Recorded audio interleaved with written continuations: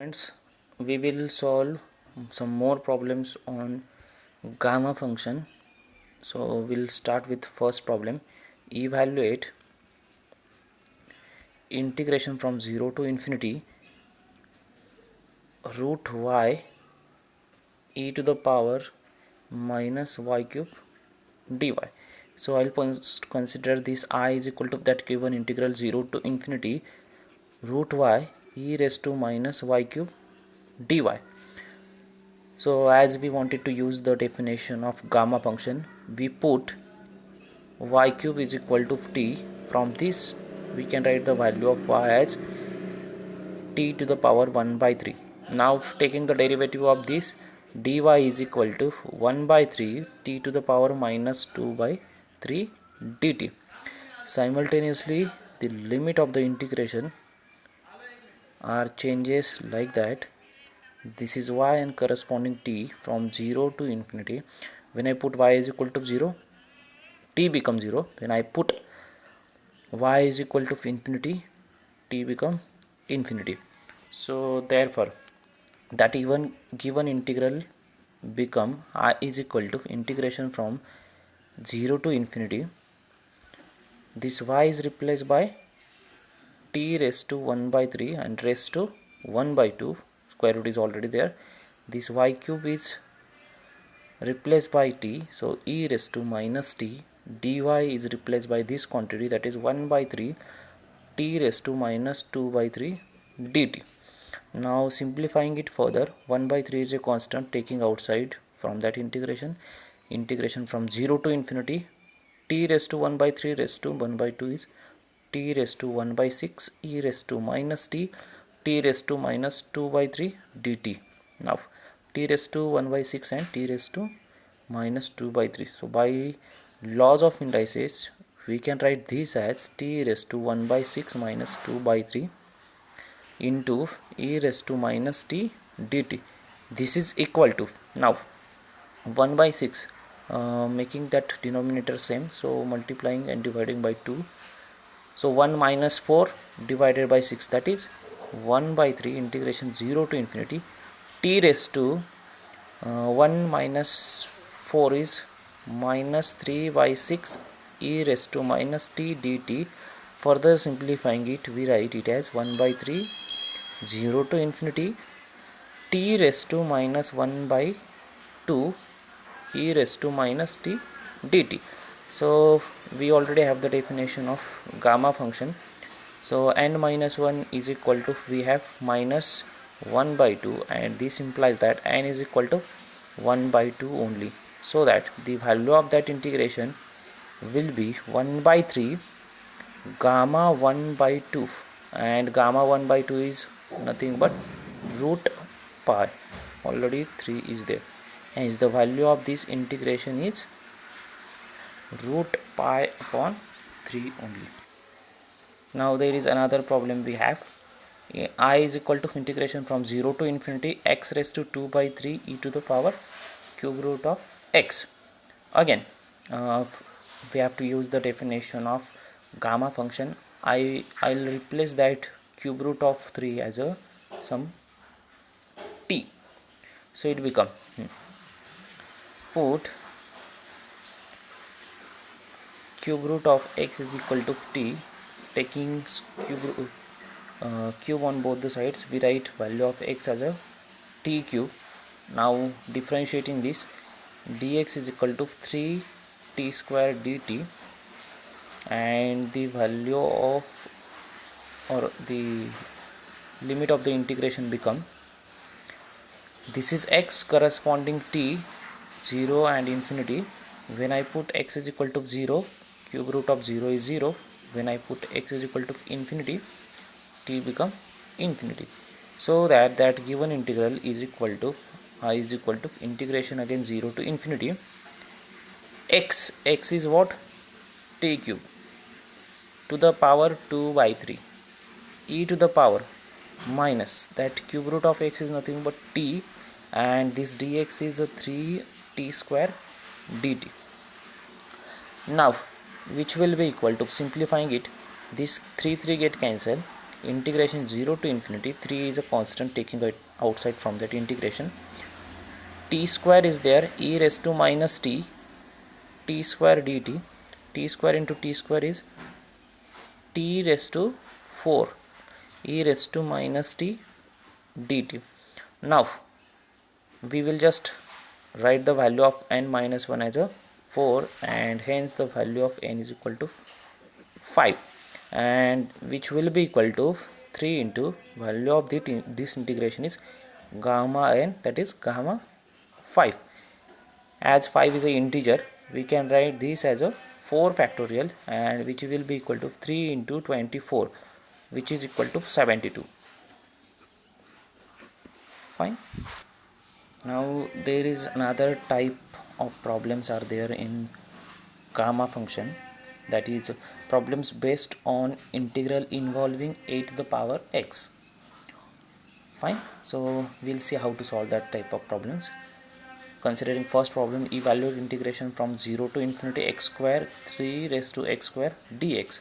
Now I am considering I is equal to that given integral, as by definition of gamma function we required e to the power minus x or some another variable e to the power minus t. Hence I am replacing or putting 3 raised to x square is equal to t e to the power t. Fine.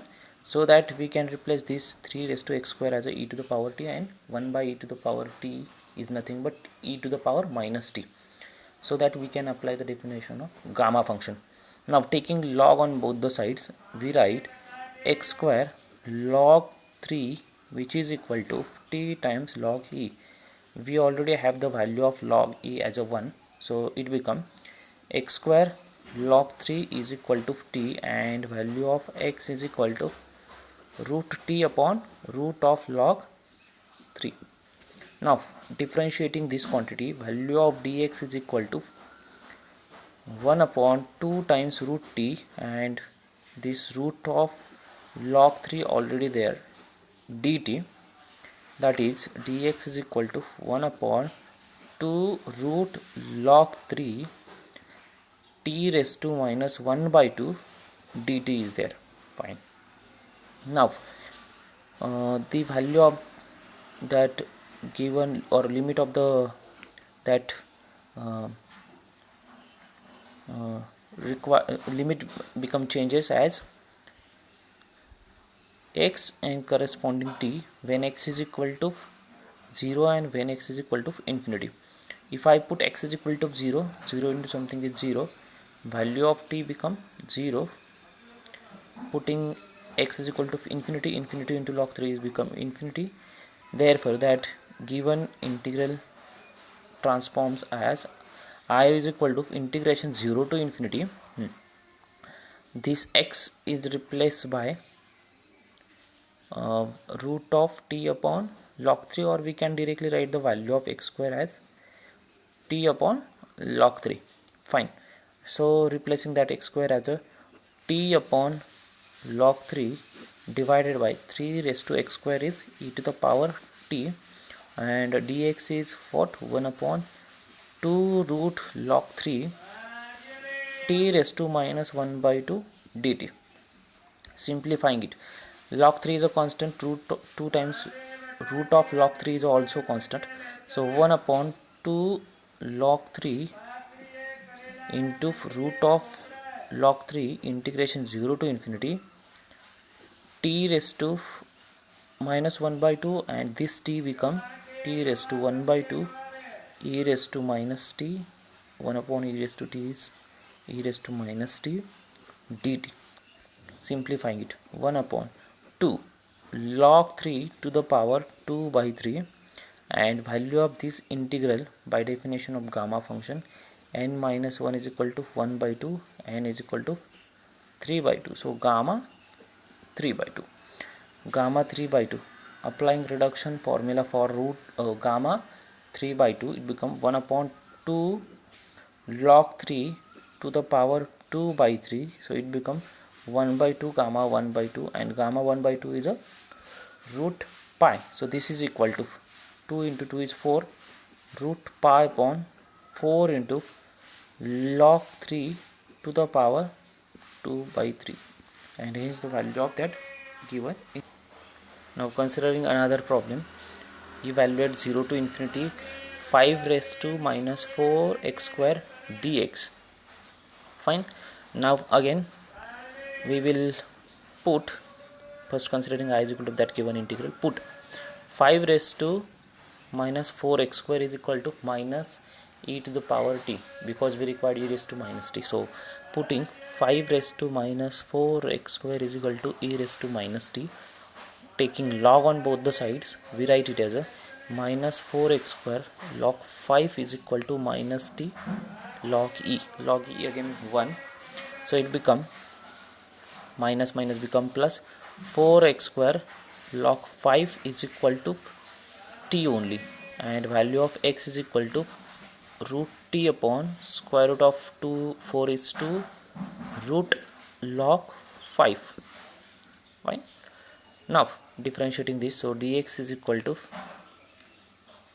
differentiating this 1 upon 2 root log 5 is already there, 1 upon 2 root t dt is there, that is dx is equal to 2 into 2 is a 4, 1 upon 4 root log 5, and this become t raised to minus 1 by 2 dt. And limit of the integration, this is x corresponding to 0 infinity.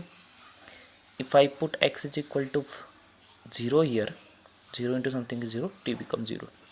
If I put x is equal to infinity, infinity to something is infinity, so infinity is there, and hence I is equal to integration 0 to infinity 5 raised to minus 4x is what, e raised to minus t, and value of this dx is 1 upon 4 root log 5 t raised to minus 1 by 2 dt.